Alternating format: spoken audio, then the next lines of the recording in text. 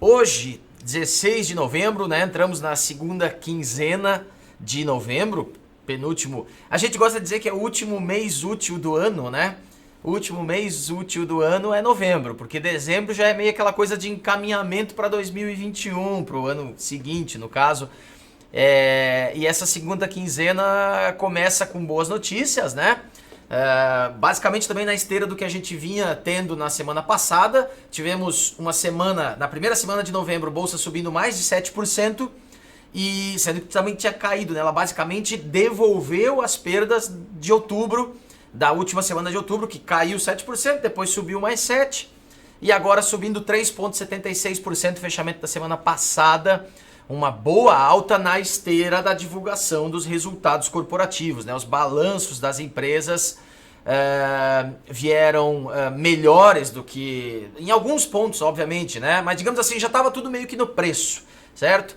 Então os balanços vieram um pouquinho melhores do que o trimestre passado, ainda devendo em relação ao trimestre do ano passado, né? O mesmo período, se a gente pegar o mesmo trimestre de 2019, óbvio que o de 2020 está um pouquinho pior, mas já é um trimestre bem melhor, ou seja, o que mostra uma franca recuperação da economia, e provavelmente a gente já se aproxima de níveis pré-pandemia, em alguns casos, algumas ações, alguns segmentos do mercado, isso já está muito próximo. É provável que a partir do último trimestre agora a gente já veja números. Costumeiramente o último trimestre para o varejo costuma ser bom, venda de veículos, portanto siderurgia e tal, né? Costuma ser bom também. O pessoal quer se desfazer de estoque para entrar 2021 zerado, para fazer resultado, para apresentar bons números, né? Então tem promoção, tem Black Friday, normalmente vem bons indicadores, né? Costuma, aliás, ser dezembro. Dezembro costuma ser um mês bom para a bolsa, né? Historicamente falando. Nós tivemos recomendação de compra de 3 bancos internacionais, né? JP Morgan, a Bank of America, e teve mais, eu acho que o Morgan Stanley também. Os 3 fizeram recomendação de compra de bolsa brasileira. Comprem que tá barato. E aí a gringa começou a olhar para cá e começou a voltar. Em outubro tivemos 5 bi de dólares entrando, tá? 5 bi de dólares entrando, e só na primeira quinzena que terminou agora, né? Ontem, dia 15, a primeira quinzena de novembro já tivemos 15 bi. 15 bi, ou seja, 3 vezes maior do que tudo que entrou em outubro. Significa que vai continuar entrando? Não sei, mas significa que o gringo está começando a olhar para cá e confiar no Brasil. E agora, no patamar que a gente tá, você precisa de menos dólares, né? Porque quando o gringo começou a tirar aqui, levar dólar embora, isso também ajudou, óbvio, foi isso que fez o dólar subir muito, né? Agora o gringo entrando, nesse patamar que tá, né? Se a gente seguir nesse dólar aí, nesse valor aí de quase 5, né? 5 e alguma coisinha, a gente nem precisa que volte os 90 bi para jogar nossa bolsa para 120 mil pontos de novo, né? Não estou dizendo que vai, mas ainda há uma aposta aí de alguns analistas de que a gente pode se aproximar de 120 mil pontos até o final do ano. Beleza, rapaziada, vamos falar de bancos então? Já vou puxar aqui, deixa eu abrir uma segunda aba que fica mais fácil, que daí eu deixo o Ibovespa sempre na tela. Sobre os bancos, os grandões, né? É o setor mais descontado da bolsa. E aí volto a falar o que eu estava falando no início da live. Os bancos fizeram grandes provisionamentos, né? Volto a falar que eu digo o gringo tá voltando e eles olham para esse tipo de ativo, né?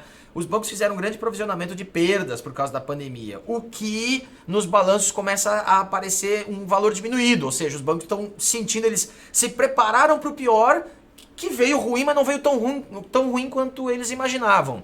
E isso está ajudando, está colocando os balanços em situações melhores. E quando o gringo vem, infelizmente ou felizmente, enfim, o gringo não olha, o gringo não compra pequenas empresas do nosso mercado com atuação mais regionalizada. Eles vêm para aquelas grandes representativas, mas é saco isso aqui, hein? Grandes representativas do mercado nacional, né? E aí vai naturalmente para Petrobras, Vale, as siderúrgicas, que tem grande expressão no exterior, e os bancos, né? Porque os bancos em geral, não só na economia brasileira, representam muito do capitalismo nacional. Então a gente não tem a menor dúvida que a tendência disso aqui é para cima, tá? Bradesco, e se eu for puxar Itaú vai estar parecido. Vamos lá, YouTube 4. Olha lá. O gráfico é até similar, tá? Falar de um, falar de outro não vai mudar muito, né? O que começa a acontecer um pouquinho diferente com... Opa, BID 11. BID 11, que Banco Inter, né? Que já vinha mostrando resultados melhores, é um banco digital, né? Com esse processo todo da pandemia, das pessoas ficando em casa, toda a questão digital deu uma acelerada, assim como o varejo, o e-commerce aconteceu a mesma coisa, né? E agora, à medida que há uma volta da normalidade, pode-se buscar, ou seja, o dinheiro vai viver de ciclos, né? O Falquete fala o tempo todo aqui, né? Tem os ciclos, agora o dinheiro meio que começa a trocar de mãos. Não que eu acho que BID vai mostrar qualquer problema aqui, tá? Porque ainda tá, de novo, tá num caixote aqui, ó. A gente pode até colocar aqui. O BID tá com cara de que vai formar uma bandeira. Ele tá com maior cara, não sei se vai, mas olha só. Isso aqui provavelmente vai acumular, se não tiver nenhum resultado muito positivo, né? Porque vocês podem ver que tem, ó, topos, bem que aqui até tá um pouquinho de tendência, a gente poderia até achar um canal de baixa aqui, se eu fizer esse desenho, ó, a gente poderia, eu tô falando tecnicamente, tá, pessoal? Tecnicamente, não tem que combinar com a realidade, né? Mas dá pra achar um canal de baixa aqui, ele estaria batendo em cima lá. Mas eu acho que como o cenário tá tão favorável pro mercado brasileiro, pra bolsa de um modo geral, eu acredito em rompimento aqui. Eu acho que BID vai daqui para cima, pode ir lá buscar essa resistência dos 70 mil, né? 70 reais, desculpa, 69, 70 reais lá, que foi o que bateu em setembro, início de setembro. Acho que BPAC, se eu não me engano, eu olhei ainda hoje de manhã a BPAC bem rapidinho, porque ele tá na carteira BPAC, aliás, Banco BTG Pactual, tá na carteira da Visir, tá, pessoal? E de hoje, daí eu fui até olhar lá no gráfico e o BPAC também tava, eu vi que ele tava batendo, né, justamente nessa linha de cima aqui da linha de tendência, mas hoje tá, como é que tá o BPAC? Tá com um pouquinho, uma ligeira queda agora no que a gente tá observando hoje no dia, né, um pouquinho abaixo da abertura. Deixa eu ver que tá diário isso aqui, tá diário. 16 exatamente. Tá um pouquinho abaixo, quando eu olhei ele até estava um pouquinho mais perto aqui desse topo, né, dos R$ 83. Mas eu ainda acho que deve, eu não acredito eu não acredito que ele vá corrigir, que ele vá voltar para esse ponto aqui da parte de baixo aqui desse canal, dessa lateralização que ele está formando, né?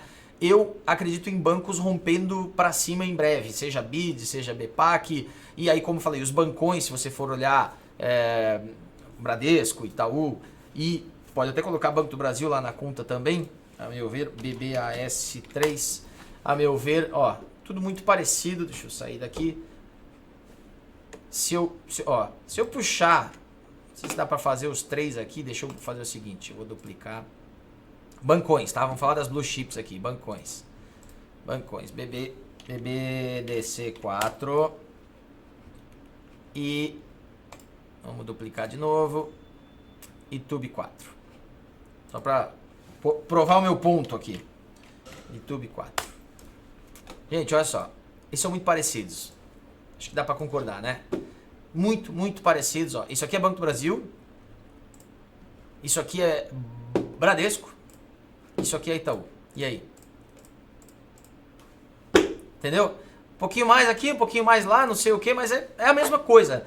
Para mim isso aqui é alta, Toma cuidado porque lateralizou, mas aqui rompeu, ó, né? Bradesco rompeu aqui o último teto que ele tinha feito lá nos 25.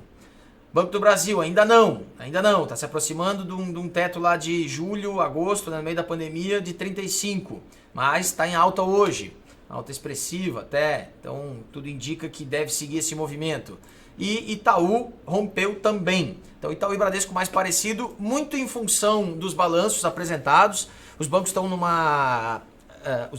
numa tendência de fechamento de agências, né, desligamento de pessoas e tal, para ajustar custos. Basicamente é porque tem banco aí que você sabe, tem agência numa esquina e na outra também, né? Então eles estão pegando as agências que não dão resultado ou estão congregando ou fechando mesmo e mandando o pessoal embora. Teve muita demissão. Isso é um pouco mais difícil para os bancos estatais, né? Porque tem muita gente lá que é de concurso público e tal, ou porque a lei prevê que eles tenham agências dentro das cidades, em alguns municípios que não pode fechar, então é um pouco mais travado. Por isso que Banco do Brasil aqui, né, voltando, BBAS, ainda tem um pouco mais, talvez responde com um pouquinho mais de lentidão com relação a isso aí, certo? Mas, a meu ver, de novo, eu não estou dando recomendação de compra, mas a meu ver aqui o que dá a entender banco é pra cima, tá? A meu ver, banco é pra cima. Então acho que vamos encerrar mais cedinho do que como de costume. Normalmente a gente demora aí uns 55, uma hora conversando com vocês. E esperar que sexta-feira a gente vai ter aqui. Daí vai tá a equipe completa. Vai estar Falquete, não sei, talvez o Juliano esteja já também. A gente faz uma avaliação durante a semana. E como teve muito comentário positivo da participação do Massotti, o Brutus, nosso Lumberjack, lenhador, o Massotti, que é o analista da Vizir, provavelmente a gente vai tentar, né, trazer, porque o Massotti também é bem ocupado e ele trabalha bastante, porque fazer análise dá trabalho. Mas o Massotti acorda cedo, já começa a ver aí carteira semanal, carteira mensal, mas a gente vai tentar trazer ele. Se não trazer nesse final de semana, nessa sexta-feira, a gente vai tentar trazer no final do mês para fazer o fechamento da carteira da Vizir mensal, comentando sobre os ativos. Bem legal, espero vocês, tá bom? Um grande abraço aí e até a próxima.